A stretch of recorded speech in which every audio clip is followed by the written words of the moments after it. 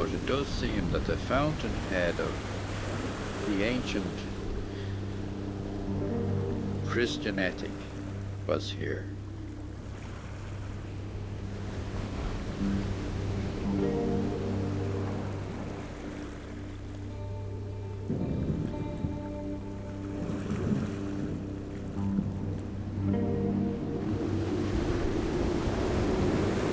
The order of which I may be the last member, by tradition, came into existence after the last great cataclysm or catastrophe which affected the world. Now, with these great and terrible impacts on the earth by great electrical storms being caught up in the tails of meteors or showers of meteorites, civilization as we know it was totally destroyed. I've spent much of my working life exploring the controversial possibility of a forgotten episode in human prehistory, an advanced civilization of the Ice Age, as yet unrecognized by archaeologists, that collapsed and failed utterly during a global cataclysm some 12,000 years ago. When enough millennia have passed and our descendants have invented civilization again after our fall into barbarism, I suspect they will look back on us with much the same ribald skepticism that we've been taught to view Atlantis. We will have become just a myth, just a story, mere pseudoscience, and certainly not true history. All knowledge came within the ambit of the order, but they were particularly concerned with astronomy because they had experienced so many very significant calamities, and it was thought that a full knowledge of astronomy would enable them to predict conditions when these calamities were likely to take place and take some kind of action to protect themselves. If you look at the great megalithic complexes in Ireland, you'll see that what are described as passage graves are really bomb shelters of a very primitive kind. They are well above any tidal wave level, and they also afford protection from meteoric showers.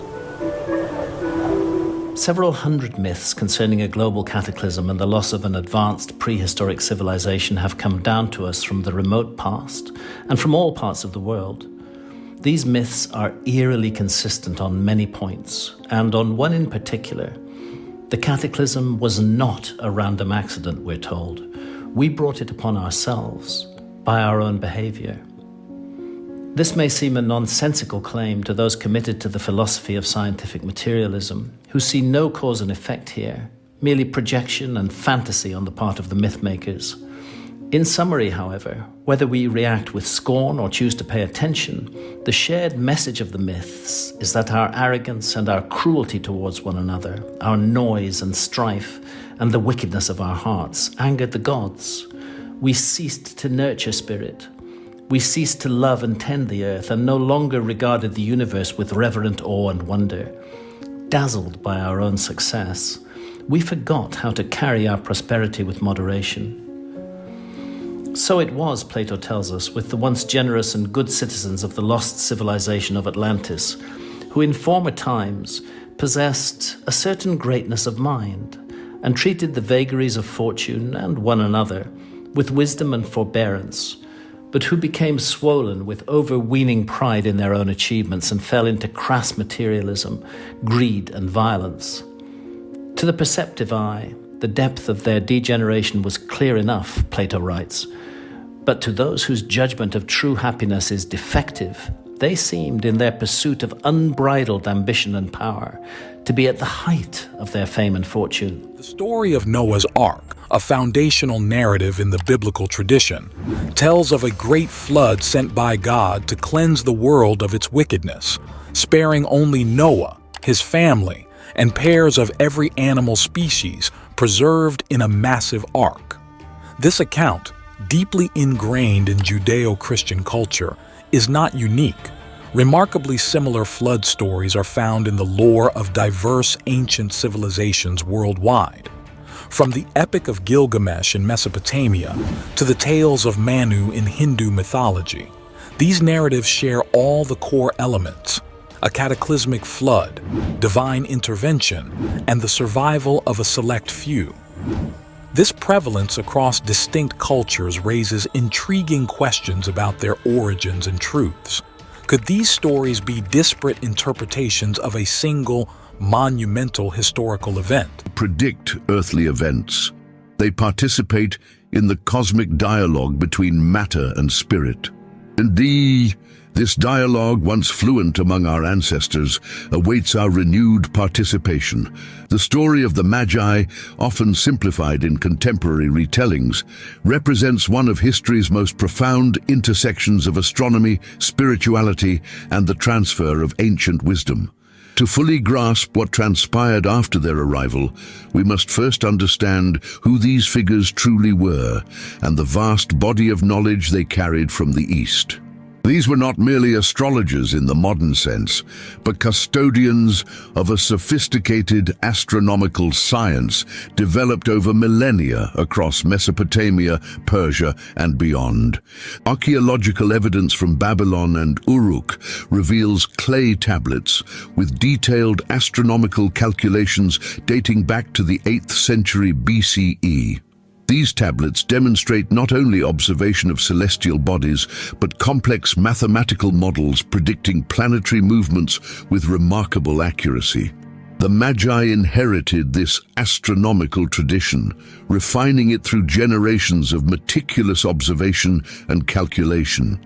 It was originally the task of each member of the order to be a compendium of all knowledge, all known knowledge. That was the reason for the long term of training. If humanity was totally wiped out, except for one individual, he should be capable of re-establishing everything from his own resources.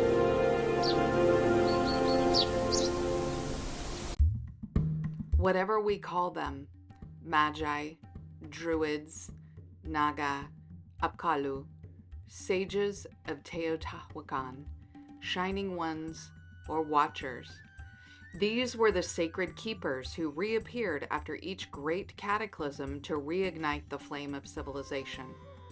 Found in myths from Sumer to Mesoamerica, from the Indus Valley to the British Isles, they are always described as bearded strangers, glowing teachers, or divine hybrids who bring knowledge of agriculture, astronomy, healing, and sacred law.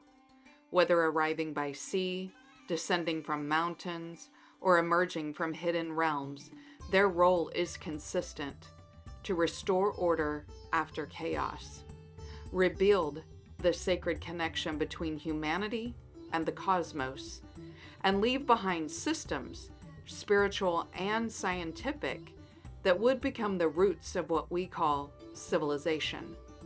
Their names change, but their function remains: the reseeders of wisdom after the world is reset. These are the wizards of the ancient world.